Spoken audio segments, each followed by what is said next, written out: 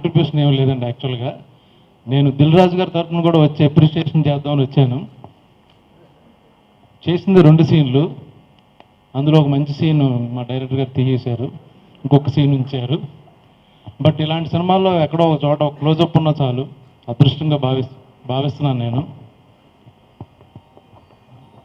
ఇలాంటి cinema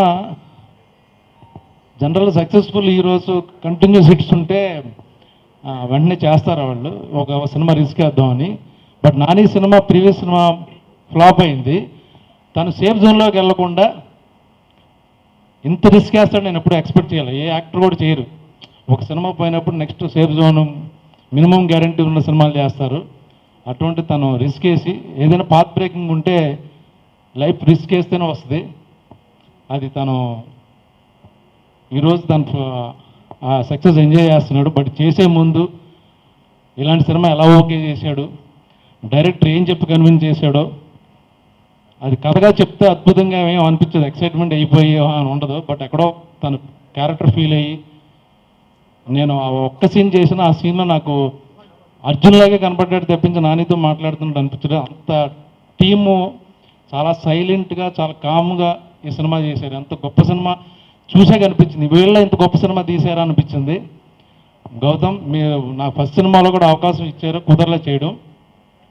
but ఇలాంటి సినిమాలు తీయండి, మిగతా సినిమాలు తీయడానికి చాలామంది ఉన్నారు. సో కరప్ట్ అవ్వద్దు దయచేసి, ప్లీజ్. అంతకుముందు తమిళ మలయాళం సినిమాలు చూసి గొప్పగా ఫీల్ అయ్యి మన తెలుగులో మంచి సినిమాలు రావట్లేదు అనుకుంటే, ఈ మధ్య లాస్ట్ 3 మూవీస్ కూడా మనం కాళ్ళు ఎగరేసుకుని మేము కూడా సెన్సిబుల్ సినిమాలు, మంచి సినిమాలు చేస్తాం అని ప్రూవ్ అవుతుంది ఇప్పుడు. ఇంకొక విషయం ఏంటంటే, నాకు మొనాట్నెస్ పెరిగిపోయినప్పుడు నాని దగ్గరికి వెళ్ళి యాక్ట్ చేస్తే నాకు డీటాక్స్ అవుద్ది యాక్టింగ్లో. ఇక్కడున్న రేంజ్ని తను ఇక్కడ వరకు తీసుకొచ్చి తనతో ఈక్వల్గా, చాలా క్యాజువల్గా, చాలా న్యాచురల్గా నాతో కూడా చేయిస్తాడు. I love you Nani. మా ప్రొడ్యూసర్స్, వాళ్ళకి పర్మనెంట్ ఆర్టిస్ట్, కంపెనీ ఆర్టిస్ట్ నేను. Thank you so much. Thank you all.